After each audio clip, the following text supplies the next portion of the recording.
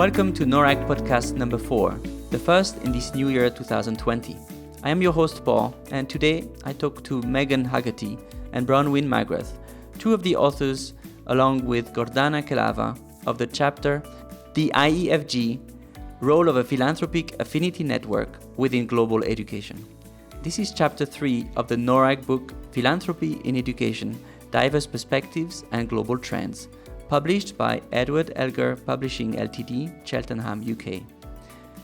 The volume launched in November 2019 by NORRAG and the Al-Qasimi Foundation and is available free to download as an open access title on the NORRAG website at norrag.org and on elgaronline.com.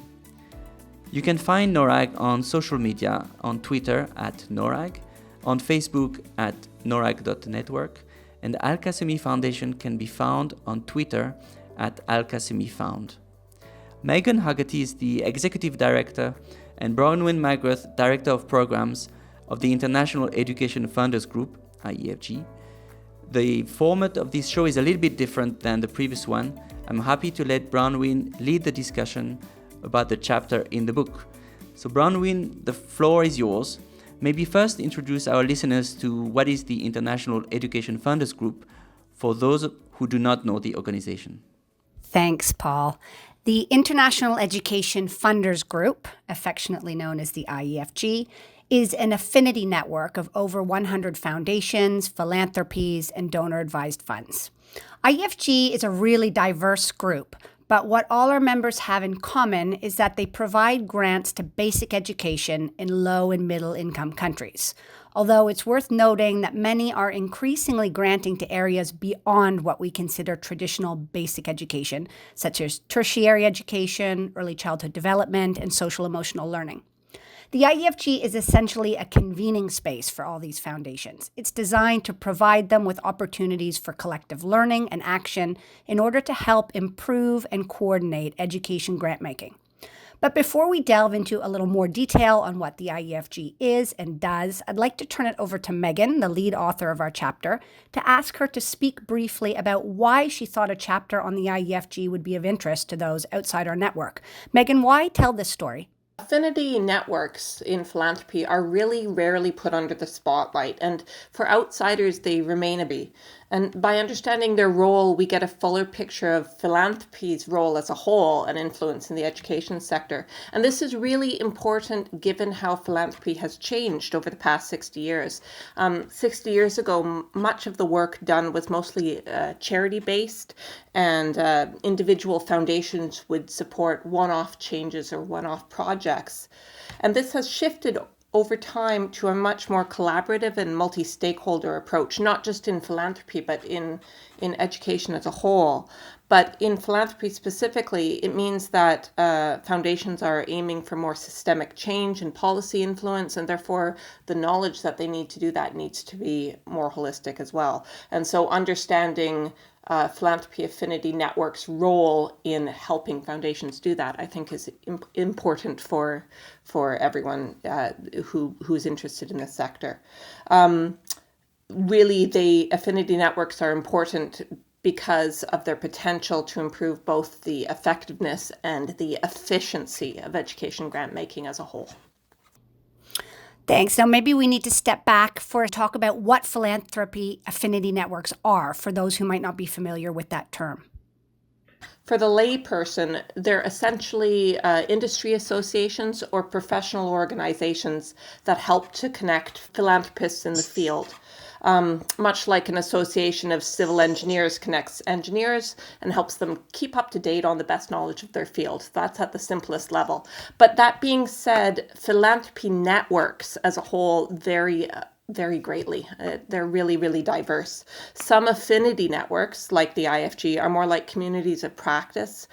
We don't do any grant making ourselves, but we look at networking, information sharing, best practices, and I'll get into some of this later in terms of what we actually do. Others are more donor collaboratives or pooled funds, and the level of collaboration and often their size is much smaller. And they exist to help identify and vet great projects or source great projects. For example, a group like the Big Bang Philanthropy does that. Or they pool funds around a concept. So for example, the Partnership for Higher Education in Africa, a group of funders came together and focused on higher education. Or there's been one in recent years where funders have pooled funds around secondary education, called the Partnership to Strengthen Innovation and Practice in Secondary Education. So that's another type. And then there's a third type of philanthropy network that exists to help foundations advocate for an issue. For example, getting early childhood development or inclusion higher up the international agenda. This is vitally important because what they do as individual players is probably small potatoes, but if you join forces to move advocacy issues much quicker and be more effective in what you do. But whatever the purpose of the philanthropy affinity networks, despite their diversity, the key thing is that the importance of the network is not the money they move. In fact, many, like ourselves, don't move money at all. Rather, the importance is their peer influence and the pressure for foundations to do a better job in their work and make better choice and use of the funds that they manage. Great, thanks. So on that note, why don't we dive in and take a closer look at the IEFG and its role and relevance within the global education field? Sure. So the IEFG specifically focuses on three key roles.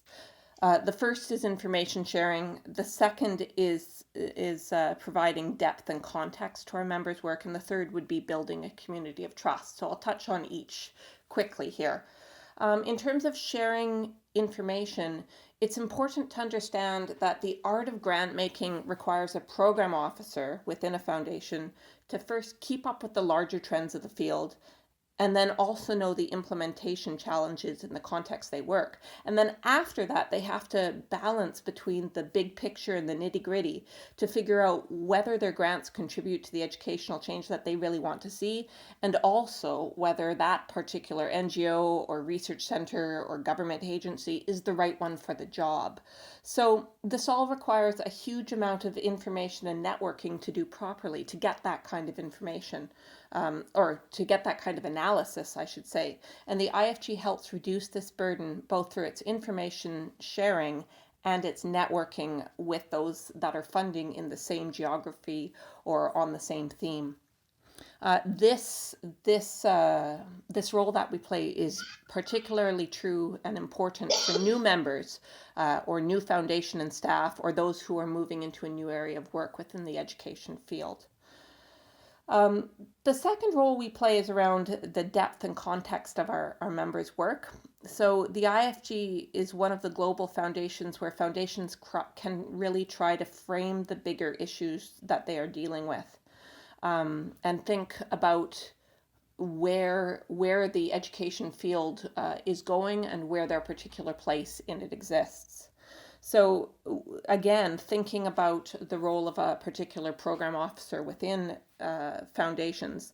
In small and medium foundations, program officers are often the only staff that work in this particular field or area of grant making. And this creates a challenge similar to that faced by academics, where their work is often strengthened by dialogue with outside peers. And larger foundations, in turn, often have a number of staff working on a theme, but they may want to influence the ideas of other grant makers or like-minded organizations to work with and collaborate with. So is to build a community of trust. And this seems really odd to say, but the truth is that trust underpins most of the work in philanthropy. A program officer is responsible to its board, and you cannot give money away to a project without having faith that that money will be well spent. And that faith in that money relies on trust. So a good portion of that trust is built through relationships between grantees and grantors. But when you're searching for new projects or trying to figure out what areas you're best able to fund, you often reach out to your foundation peers to figure out what they're doing and also ask for their advice on paths to take. In turn, this community of trust is important for the program officer's own sense of learning. It's really hard to learn when you feel like if you speak or voice a question, that your statement is going to be taken as what your foundation thinks or its own interest. And so the IEFG space and other affinity networks give foundations just the freedom to voice any idea or question that they have without fear of it being taken the wrong way. The other thing is that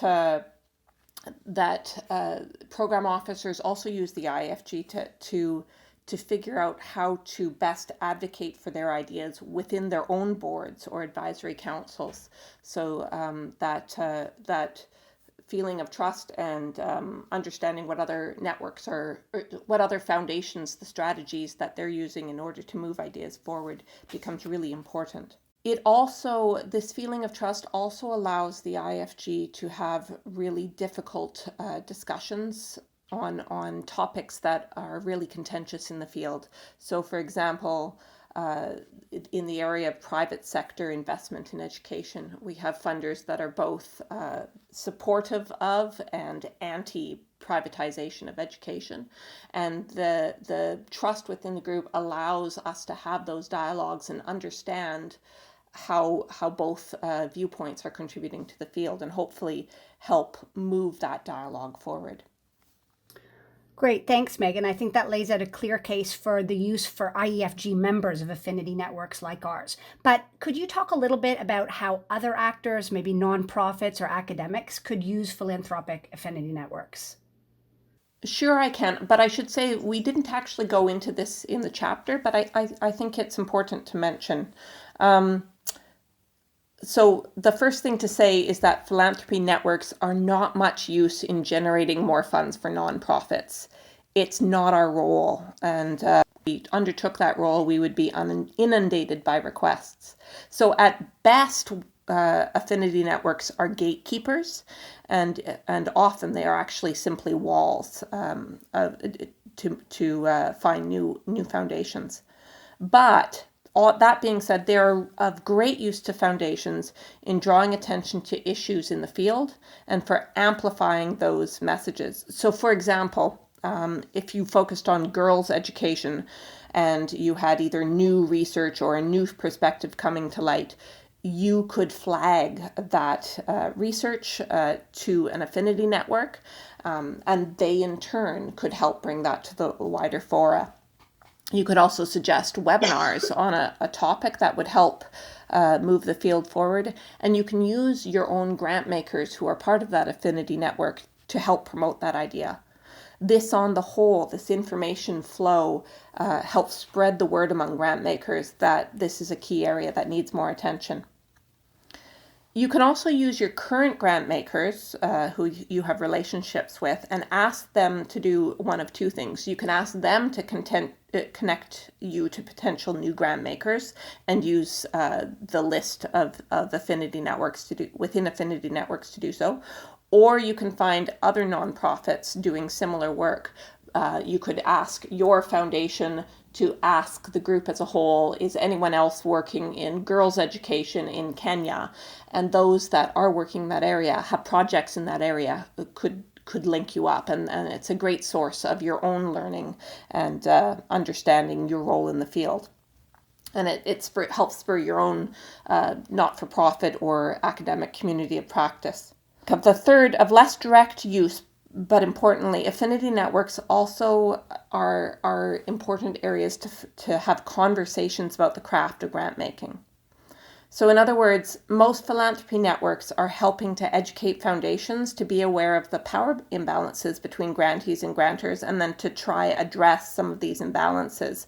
And this in itself, improving the practice of grant making, will help you as grant seekers have a better relationship with your grant makers. So this hopefully helps improve things as well. Great. Thanks, Megan. And I just wanted to ask one final question, something that did come up in the chapter that I think would pique a lot of people's interest, was your comment on the colonial influences of the flow of grant making within the IEFG. Can you expand a little bit on that? Sure. Simply put, the IEFG map, when you map all the members and where they are grant making, most of them are focused on traditional donor darlings. For example, India, Tanzania, Uganda, and Kenya. And these countries are the ones that have the longest funding towards civil society, a long history of one-off charity projects, and their civil society is very robust. And for this reason, they're often the easiest for grant makers to focus on. But on top of that, as you'd expect, Anglophone foundations tend to focus on Anglophone countries, Lusophone on Lusophone countries, and Francophone on Francophone countries. So these two effects in turn create a colonial map. However, even though there's a rational reason for this, it does raise the question of whether foundations are grant making in the countries that are furthest from achieving education, or whether we're part of a system that continues to privilege some countries over others. And that's a really big question for us all. I should note, though, that there's been a significant shift in this map over the past 5 years. There's a true rise of local philanthropy in emerging markets, particularly Brazil, India, China, South Africa, Nigeria. And you also see increasing philanthropy in middle-income countries everywhere. These local philanthropists often tend to focus on grant making in their own countries only, but they choose to engage with the IEFG to source best practice and knowledge internationally, and also to connect with foundations based elsewhere with whom they can collaborate a bit. This is really a strength to those countries with this emerging philanthropy. It helps drive international education grant making there and the growth of civil society. But it has unintended side effects too. There are noticeable gaps on the map where only one or perhaps no foundations are funding. These tend to be in countries that are very poor or often furthest behind in achieving education goals, and many are in the middle of conflict. So in those countries, beyond private philanthropy, other global grant-making organizations like the GPE, the Global Partnership for Education, or UNICEF, they focus more on these countries. There are also foundations in our group who focus on education in emergencies and contribute a lot to these countries. But it's really important to recognize that grant making faces a lot of hurdles in meeting the needs of these countries, and therefore there's a question of whether grant making is the best way to improve education within these areas.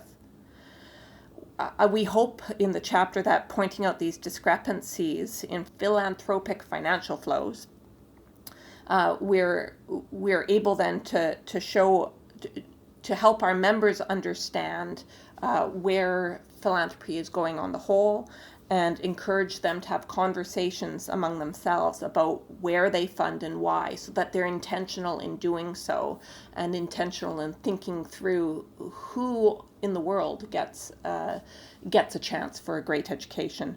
Hopefully, in the end, we as a funders affinity network are part of the trend of encouraging grant making to be more equitable across all countries. Thank you, Megan, for accepting to speak with us, and to Bronwen for leading the discussions on the topic of IEFG's contribution to the field of philanthropy in education. So, see you next time on the NORRAG Podcast, your podcast on global development in education policies and practice.